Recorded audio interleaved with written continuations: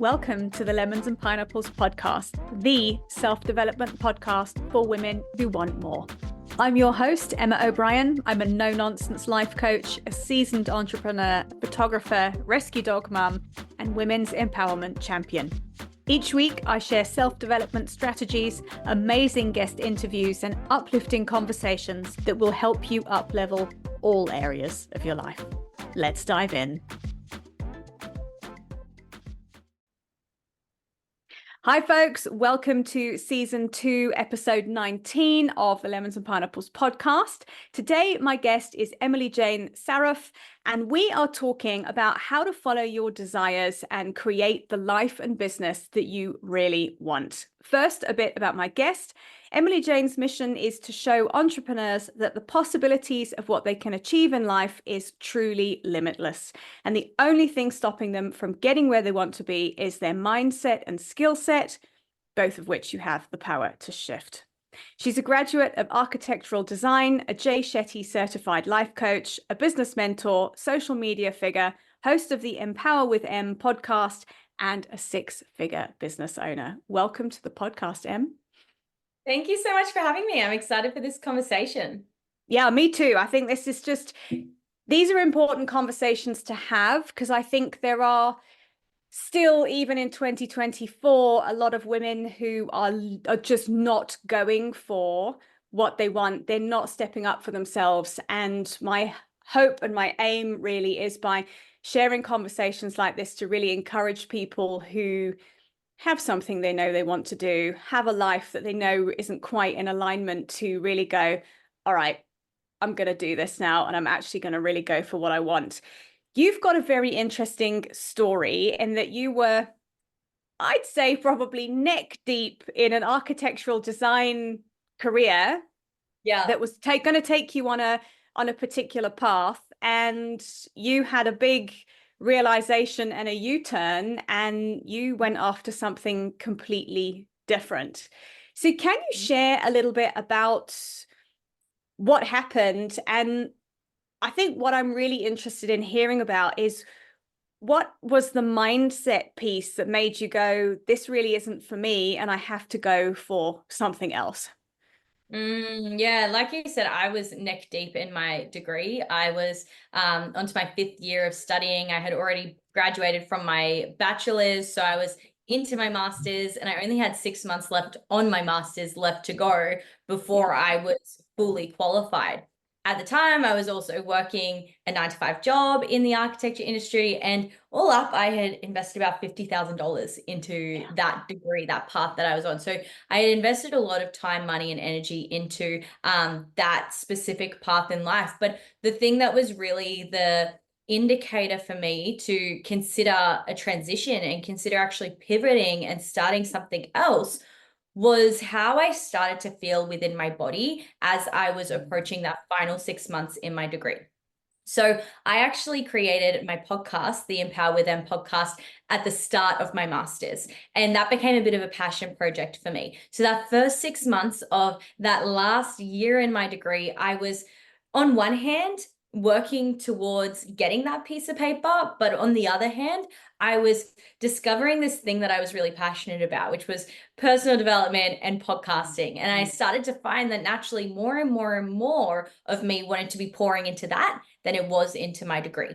And it reached a point where there was like such inner conflict going on within me, where my head is saying, focus on your studies, get your degree, do what you got to do, 6 months left to go. But then my heart was kind of pulling me in a different direction, where I was like, but no, there's something else. There's something else that excites you more. There's something else that has so much more potential for what you could be stepping into with your future. And so it was that like inner conflict that I was experiencing that was the big indicator for me that something needed to change, because the longer I felt that pull within me, the worse and worse my mental health started to become as I was avoiding taking the action that I deep inside my heart knew I wanted to be taking. And so then I actually took a moment to pause and stop and ask myself, well, if I do spend the next 6 months working towards my degree and continuing to shove this other thing aside, how am I going to feel? how is my health going to be? How is my mindset going to be? How am I going to be emotionally? Will I even be stable in any of those areas? And the answer was honestly no, because at that point, I did not feel stability in any way, shape, or form with my health, with my mindset, with my emotions because of my degree. And so it became a bit of a non-negotiable for me to go, okay, well, if 6 months from now, it's going to cost me a lot more of these things, then I need to do something to change that now. And that was really the permission slip I needed to start to explore the potential of what I could be creating in alignment with my passions. Yeah, amazing. So much in there. And I can very much relate to that inner conflict and that inner feeling. There's almost a part of you that goes, no, no, no, no, no, no, no, no, no, no, no. We just, And I think it takes great courage to listen to that, because often when we listen to that, it is very disruptive in terms of our life circumstances. For you, and we're going to talk a bit more about it, you could have done another 6 months and had yourself a career, which obviously sounds like you were in the middle of building. Yeah. And I say this with greatest of love as someone who's been an entrepreneur for 20 years. A job is an easier path than being an entrepreneur. It is. It's Yeah. easier. It's easier. But sometimes what is actually lights you up isn't the easy path. It's the path that you feel this inner pull to go on. And I think so many women, especially women kind of my age, when I'm 43, and I tend to coach women in a similar age bracket to me who have almost missed the boat of being able to do that. They got sucked into marriages or sucked into careers where they're told this is the thing you should be doing, this is the safe path, this is don't try and do your own thing, you know, it's too unpredictable. And people kind of, I think, shove down those feelings, because those feelings of hello, we'd actually like to be doing something else, they don't go anywhere. And Yeah. I think, you know, I've done a lot of reading up around somatic work, and I think reading up around the impact of ignoring your inner desires on your, not just your mental health, but your physical health. Gabor Mate's book, When the Body Says No, is a really powerful read for anyone listening to this who's going, oh my God, I recognize this. And he talks about, they did a study of women who were diagnosed with breast cancer. And they got to the point at this particular hospital they were doing the study that the nurses could predict whose lumpectomies and biopsies would come back with cancer versus the ones who didn't. And it was always the women who'd been compliant and put everybody else before themselves that were the ones who would have breast cancer. It is, Wow. I think we underestimate the power of our desires and what happens when we ignore them, when we shove feelings down. And I think this is such a great invitation for anybody listening to actually just start to think about where am I ignoring what I actually want? And it doesn't necessarily mean you have to wake up tomorrow and go, right, that's it, pulling up the handbrake on everything. And I'm going to, but you can start to make incremental changes. So I'd love to hear from you if you can put into words a little bit that internal feeling that you had. You said you kind of, you felt it in your body that there was this like, "Arr." Can you describe that a little bit more for me?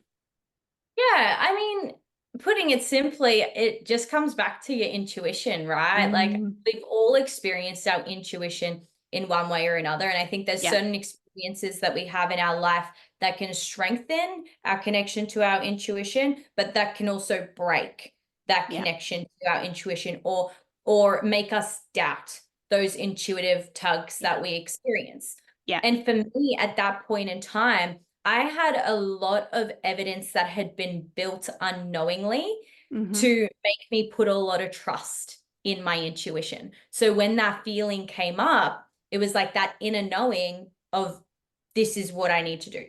This is what I'm being pulled towards, and this is what I need to be stepping into. And you can even test that feeling when it comes up by looking at the opposite, right? The opposite for me was staying in my degree. And so when I would ask the question of, okay, like, and visualize myself staying on that path, the feeling that would come up would be quite different, quite Yeah. the opposite, right? It wasn't that feeling of alignment, right? There was a feeling of knowingness that that wasn't the path for me, right? So it really does come back to your intuition. And there's even been times in my journey following that decision where I've actually found my intuition was quieted down because of experiences that I had gone through. For example, I was in a domestic violence relationship where that had broken a lot of my self-trust. Yeah. Yeah. Right. And so when those intuitive nudges would come up, I never listened to them because I no longer trusted it in myself the way that I had previously. So the reason I bring that up is because if someone's listening to this and they're thinking, oh yeah, I can relate to having felt that, but also I don't trust that feeling, then I want you to actually understand why you don't trust that and really come back and take a look at your relationship with yourself, your relationship with your own self-trust. Because if you do not trust yourself, then you're not going to be able to even listen, let alone follow those intuitive pulls that you are feeling. Yeah, and I think that there's a huge piece, the self-trust piece. And one of the exercises I teach clients is a great way of testing this out. If you have kind of continually told your intuition to shut up repeatedly, to get back in touch with it is to think about a time that you felt really content and happy, and just notice what that feels like in your body. And then think about a time where something was really off, like your relationship. Go back and think about something that's done and finished, so it's not sort of triggering in the now, and just think about that for a minute, and then think about how that feels. And you can compare the two, and like you've said, they will feel like polar opposites. And this comes, this is a lot of, this is deep work, and I think this is a journey of getting to know yourself and learning to trust yourself and being able to tune into your body signals. It will always give you a signal when something is off or something's a good idea, but it's just retraining yourself to learn to listen to that. And I'm thrilled that you've brought this up, because it's such a powerful tool that everybody has, and it can be cultivated with a bit of practice as well. Yeah. And it's amazing. And then you can just start to make decisions from a place of trusting yourself and knowing. And I hear in your journey, there was an awful lot of trusting the process, which is something I find really hard to do because I'm really impatient. But if you can learn to trust the process and go, oh, I'm being called in this direction, it really genuinely feels good. Let me walk that way a little while and see what unfolds. Because I found often when you're on the right path, it just tends to, might not be the path that you think it's going to be, because we can't always predict it, but often it will just unfold beautifully for you if you let it. Completely agree. And one thing on a note that you mentioned there as well, when it comes to like training your intuition, create opportunities to actually practice strengthening it. You know, one thing that I remember I used to do just for the fun of it is I would intuitively make decisions on a small scale, so that when it came to making intuitive decisions on a big scale, I had already practiced feeling the difference between intuition and fear, or intuition and doubt, right? And so a small example of something I used to do was just go to a cafe and intuitively order a drink. Don't overthink it, just intuitively order. Do I want a juice? Do I want a coffee? Do I want a hot chocolate? And just really allowing myself to not think too deeply, but just quickly feel into what it is that I want, lean into that, trust that. And then once the thing arrived, assess it and go, okay, am I like fully happy that this is the thing that I ordered? If yes, amazing. I listened to my intuition. If no, then what was my intuition telling me, and how did I ignore it on this small scale? So that again, you can really be attuned to how that differentiation is coming up in your body, so that when it does come to a bigger decision you have to make, you know what your signs and cues are to lean upon. Yeah, wonderful. I think that's a really great exercise. So for people to practice, and like you said, you then just start to with no serious consequences at all. You can just you can do it in the grocery store. Kind of, am I going to have this brand or this brand, and make it a game. Because the more fun you make it, actually, I think the more you relax, the more your intuition is something you can access anyway. Yeah. Often we just have to get our minds out of the way, which is the challenging bit. Yeah. So you had you're 6 months away from completing your master's and you go, done. Yep. And you decided to embark on a career as a coach. You did your Jay Shetty life coaching qualification. Mhm. Did you give yourself a time limit on that? I actually did my Jay Shetty certification a year after starting my business. So I made my first six figures in business and then Okay, decided I amazing. wanted to get certified and qualified. When I quit my degree and job, I didn't put up any barriers. I didn't play into that belief that I need to go and get a certification in order to be able to go and start a business. I just hit the ground running and I wanted to just build from the get-go. So it was after I made that first six figures that then I was like, cool, well, now I've got a business, I've got a client base. Natural next step, let's further develop my coaching skill set so that I can deliver an even higher level of transformation. It was like I had reached the capacity of where my scope of works was at that point of Yeah. time. And for Yeah. me, the natural next step, like any career path, is how can I expand that further? And, Yeah. it's something I still actively do, not necessarily in the form of certifications, but just constantly seeking continued learning of how Yeah. can I be actively upskilling myself, learning new things so that I can become as valuable as I possibly Yeah. can become. And then ultimately my business's value will elevate as my own personal value elevates. Yeah, I hear you entirely with that. So I'm a photographer. I've got a photography business as well. And I started out mentoring other photographers, which was great.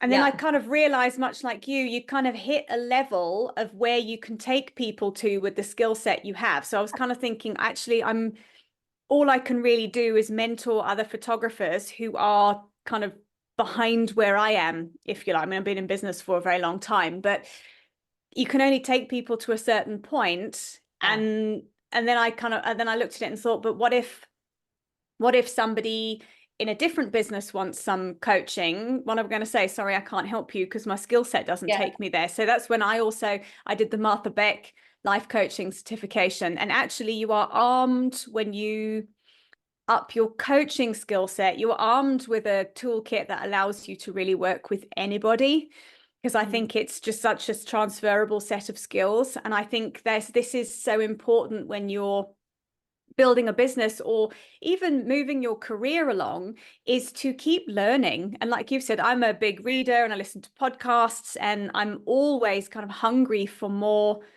information. And I'm training to be a shaman at the moment, so that's a whole other level of Yeah. things that are happening there with that. But it's amazing how those skills transfer into working with non woo woo clients as well. So Definitely. really powerful piece there. Building a business is hard. If anyone who's got one will know. And I'm curious as to how you've approached adversity and how you've managed to keep going when you've had moments of thinking, maybe this isn't working, this is really hard, I'm kind of stuck and I don't know what to do. How have you Mhm. got yourself through those moments? Yeah, I mean, the first thing that comes up for me there is that every new challenge is just a new skill away, right? So when Mm. it does come to business and facing different challenges in your business, if you're experienced with a certain challenge, you're going to be equipped to be able to navigate that. And so the first time that you navigate it, yeah, it was probably a lot harder. But then the second, the third, the 10th time that you come across that same challenge, you feel really confident because you've got the skills to be able to navigate that. So whenever I face a new challenge in my business, I look at it and go, okay, well, instead of wishing that this was easier, how can I become better so that I'm then equipped to be able to navigate this challenge? What skill do I need to learn? What do I need to be able to understand? What problem do I need to look and explore more creative solutions around in order to get closer to getting that solution? And it really does come down in all of my experiences. Whenever I'm stumped with a new roadblock that does throw me off my feet a little bit because it's something I've never experienced before, I ask that question of how can I become better so that I can navigate this? And then that's going to tell me, is it something to do with my skills? Is it a knowledge gap I need to bridge? Is it something within my own like personal self? Like, do I need to learn how to regulate my nervous nervous system in new ways to be able to navigate this roadblock that's being experienced. And that's really all it does come down to is, and what I tell my clients as well, is don't get so emotional about the challenges and the problems that you face. Yeah. Because when, of course, there's going to be an emotional reaction, but the longer you take to actually move past that emotion, the longer it's going to take you to solve that problem. So we need to get ourselves into that logical mindset to actually be able to move through a challenge or a problem that comes up. And this is where it really comes back to learning how to regulate your emotions so that you can snap out of that emotional state a lot quicker and just get into that problem solving state where you're like, okay, who do I need to become? How do I solve this by shifting a skill, a knowledge gap, something within myself to be able to move forward? Yeah, I think it's brilliant. And I love that you're seeing these challenges as a challenge. It's like thrown down of, okay, how can I solve this? And I think that's a really powerful reframe, and it's a really powerful mindset shift to make, is rather than looking at challenges that come up as obstacles of why is this happening to me, is why is this happening for me, and what is the opportunity for me here? It's a big piece of work I've been doing over the years of self-development. I've been doing is starting to reframe failure and really look at it and say, okay, what failure?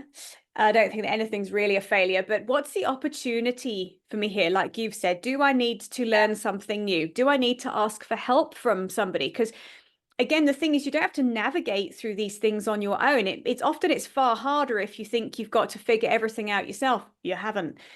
And, you know, what do I need to do differently? Who do I need to be? How do I need to show up differently in order to get past this? Because I can guarantee you, if there's somebody else who's got past the same challenge as you, you're just as capable of dealing with it. And overcoming challenges builds your resilience level. And you touched on it earlier, is the more you come into contact with things that feel like obstacles and then work a way around them, the next time something happens, you know full well, I sorted it last time, I can sort it this time, and you will do it much quicker. And that's how self-confidence is built, is from taking action. And it's so powerful. It's hard because it does require, I think often, especially with building a business, you end up kind of falling down and you have to pick yourself up, dust yourself down and go again. And you just have to go again one more time to get past it. And that can be a challenge. But I think it's, once you start to get into the swing of doing that, it's a complete game changer. What is one piece of advice you would give to a woman who is listening to this, who knows she wants something more, but is afraid to take that first leap? Yeah, I would say just realize how powerful you really are. And when you allow yourself to stand in your power, those fears start to soften, right? When you stand in your power, you trust that you've got this, you trust that you can navigate it, you trust that you'll get resourceful, you'll figure it out. If you fall over, if you fail, you'll get back up, you'll move forward. Then you become indestructible in the pursuit of the things that you want to be doing.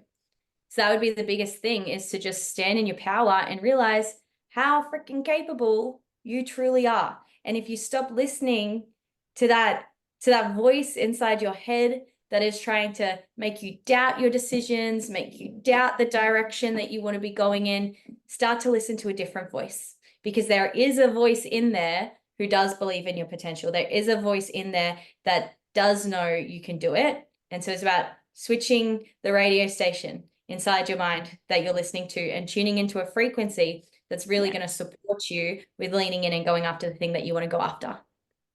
Amazing. Such great advice. This has been a brilliant conversation. I'm really glad we've connected. And I think it's inspirational to hear that you have literally just gone, okay, this is what I want to do, and I'm going to go and do it. And the more, but the more you can demonstrate to people that this is possible.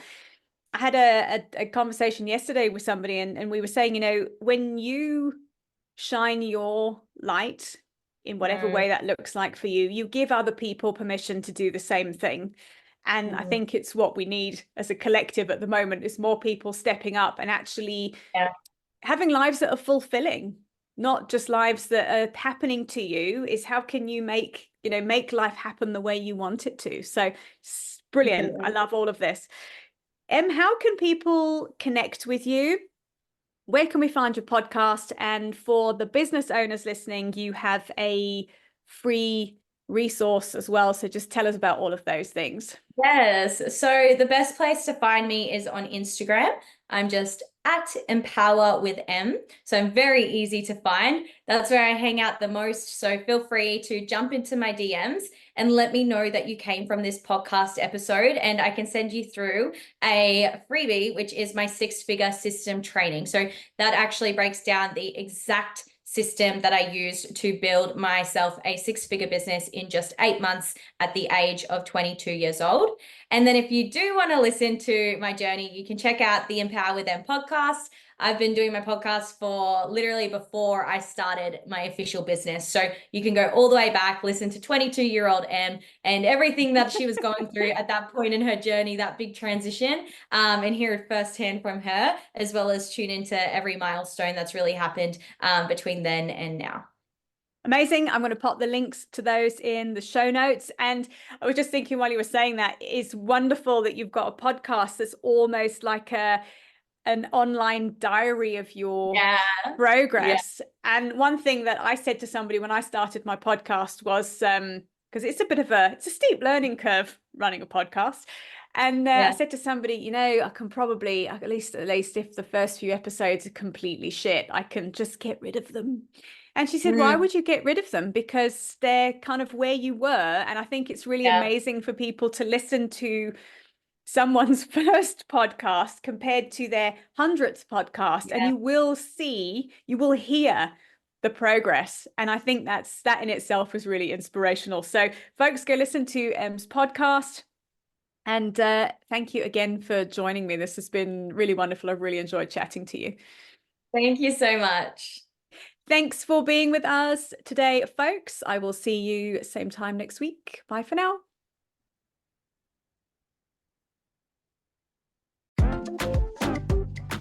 Thank you for listening to today's episode. If you've enjoyed it, please leave me a 5-star rating and a review, and make sure you share this episode with a friend who you know will also enjoy it. I'd love to connect with you on Instagram. Please drop me a DM and say hi at Emma O'Brien Coach. And for more information about coaching with me, please head to my website, which is emmaobrien.coach.com.